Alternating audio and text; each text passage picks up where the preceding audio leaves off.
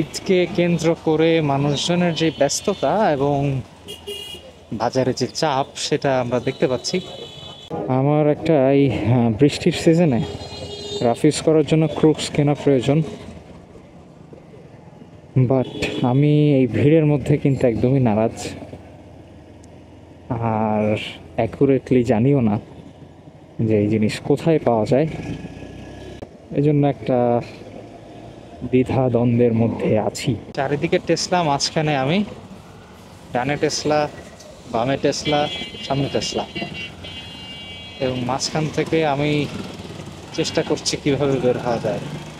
শুধু আমি না, আমার মতো কিছু বাইকার ভাই আছে।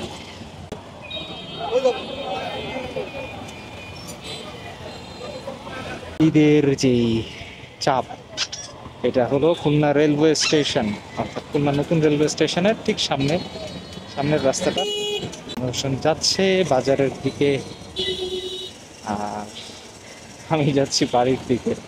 এখন আছি শিববাড়ি মোড় এলাকায়, আর এই শিববাড়ি হয়ে একটু সেলুনে যেতে হবে, দেন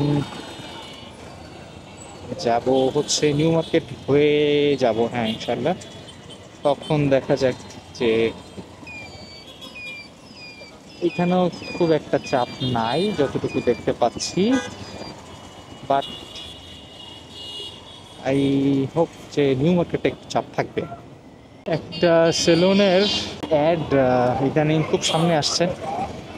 আজকে যেহেতু এই দিক থেকে যাচ্ছি, চিন্তা করছি যে ওইখান থেকে চুলটা কাটিয়ে যাই। ইয়েস, মেবি এটা, এবং আমি খুব সম্ভবত ঠিক জায়গায় এসেছি।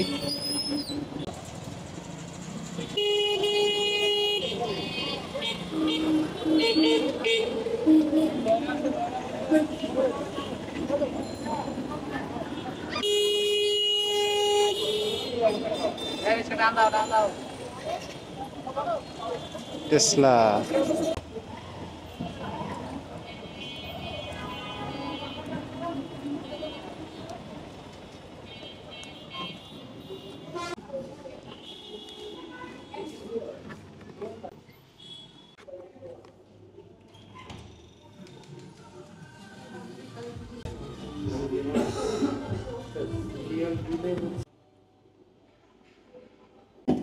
এটা হচ্ছে নিউ মার্কেটের নাম্বার 3 নম্বর গেটের যে কর্নার, অর্থাৎ সেফ অ্যান্ড সেভ।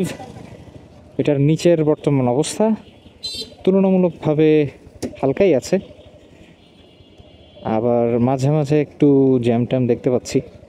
আসার সময় একটা জায়গায় একটু দাঁড়িয়েছিলাম বিধায় পুরোটা দেখানো সম্ভব হলো না।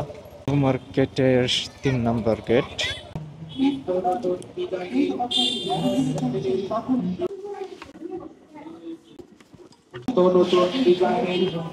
একটা ক্রুক্স কেনার দরকার ছিল, আলহামদুলিল্লাহ কিনে ফেললাম। ও মাই ফোন ইজ রিংিং। কেবলই স্টার্ট করলাম বাইক।